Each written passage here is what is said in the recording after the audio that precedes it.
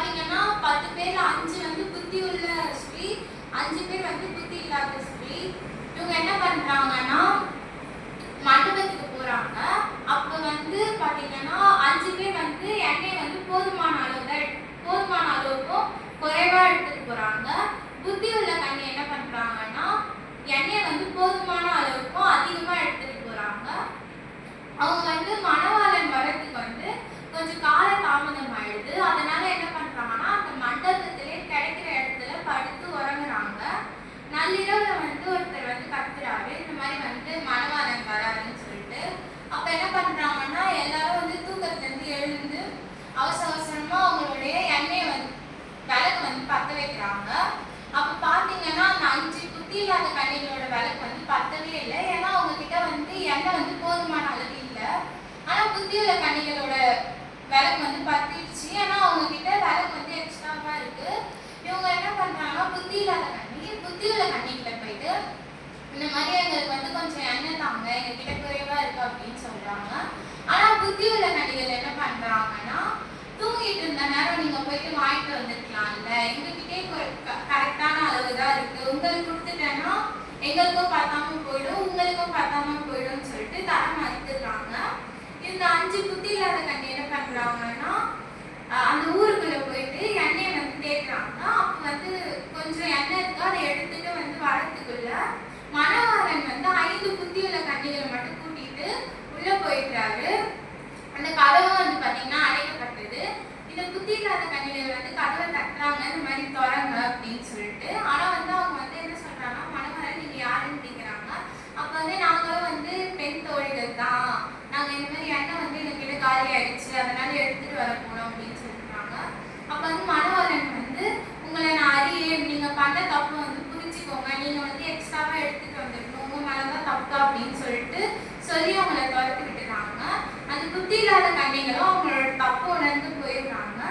இப்ப இந்த கதையை வந்து நம்ம இன்னும் விரிவா பார்க்கலாம். விளக்கு வந்து யாரை குறிக்குதுன்னா தேவனுடைய வார்த்தையை குறிக்குது. எண்ணெய் வந்து பரிசுத்த ஆவியானவரை குறிக்குது. 5 புத்தி உள்ள கன்னி வந்து மீதமான சபையை குறிக்குது, அதாவது நம்மளோட சபையை குறிக்குது. 5 புத்தி இல்லாத கன்னி யாரை குறிக்குதுன்னா சத்தியத்தை அறிஞ்சா அதன்படி வாழாத பிள்ளைகளை குறிக்குது. மணவாளன் வந்து ஏசப்பாவை குறிக்குது. கதவு அடைக்கப்படும்னா கிருபையின் காலத்தை குறிக்குது, அது முடியறதுக்குள்ள நம்ம மனம் திரும்பணும். கிறிஸ்து வருகின்ற பொருள் பரிசுத்த ஆவி நம்ம இடத்துல இருக்க வேணும். அப்படி இல்லைன்னு சொன்னா அதை நம்ம எப்படி பெறலாம்னு பார்க்கலாம். எடுத்தவங்க வாசிக்கலாம். வெளிப்படுத்தல் 18வது அதிகாரம் 2வது வசனம்.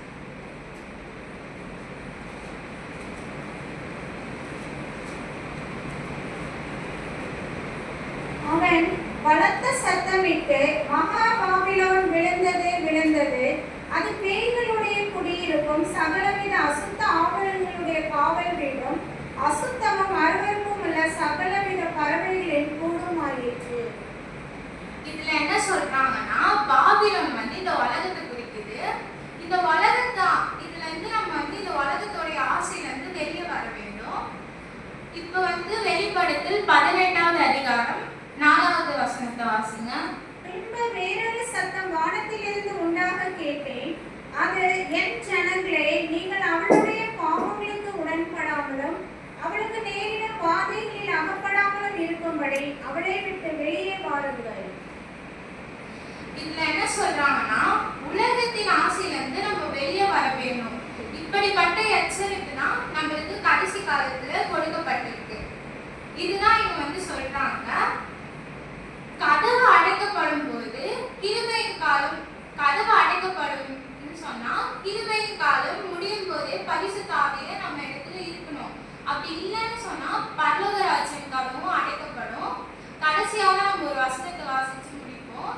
எடுத்தவங்க வாசிக்கலாம். வெளிப்படுத்தின விசேஷம் 22வது அதிகாரம் 11ஆம் வசனம். அநியாயம் செய்கிறவன் இன்னும் அநியாயம் செய்யட்டும், அசுத்தமாய் இருக்கிறவன் இன்னும் அசுத்தமாய் இருக்கட்டும், நீதி உள்ளவன் இன்னும் நீதி செய்யட்டும், பரிசுத்தம் உள்ளவன் இன்னும் பரிசுத்தமாகட்டும்.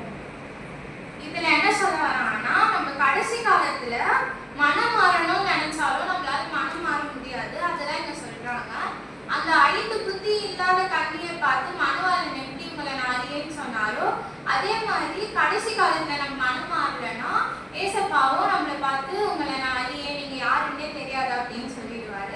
ஸோ நம்ம வந்து பரிசுத்த ஆவியை பெற்றுக்கொண்டு பரலோகத்துல வந்து வாழுவோம்.